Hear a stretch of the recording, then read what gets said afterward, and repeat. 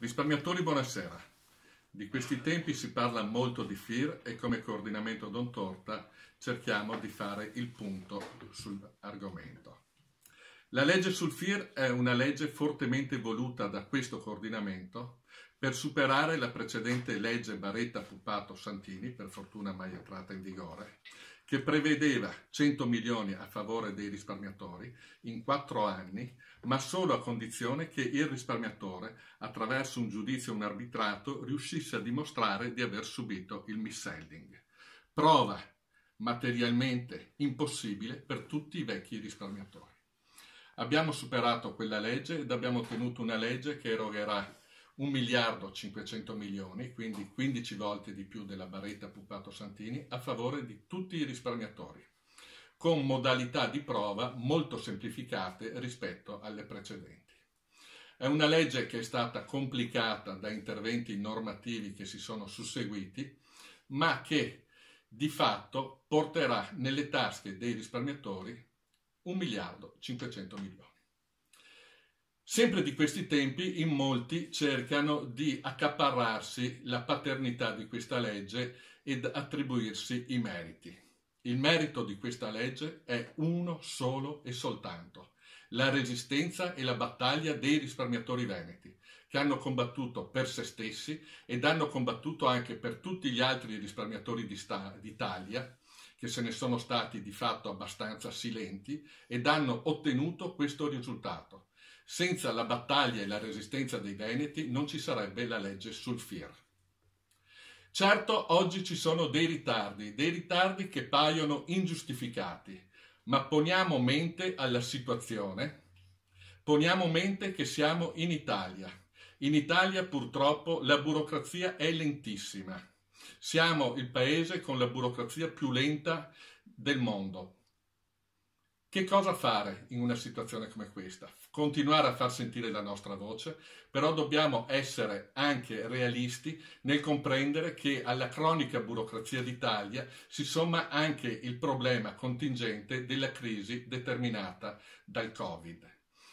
Quindi non allarmiamoci oltremodo. Certamente tutti vorremmo che domani ci fossero i soldi sul nostro conto corrente, ma purtroppo non è così e non sarà così. Sappiate però che la Commissione lavora, non vi sono contrasti interni nella Commissione ed il meccanismo sta cercando di migliorare se stesso. Voi sapete che io non sono particolarmente indulgente con la burocrazia italiana e con lo Stato italiano, però in questo caso sono anche sufficientemente, o cerco di essere sufficientemente obiettivo per poter affermare che la situazione non è drammatica. Di drammatico che cosa c'è in questa vicenda? C'è il vuoto di comunicazione, c'è la mancanza di trasparenza, perché se l'apparato burocratico, se la politica fossero più leali nei confronti dei risparmiatori, probabilmente ci sarebbe meno tensione.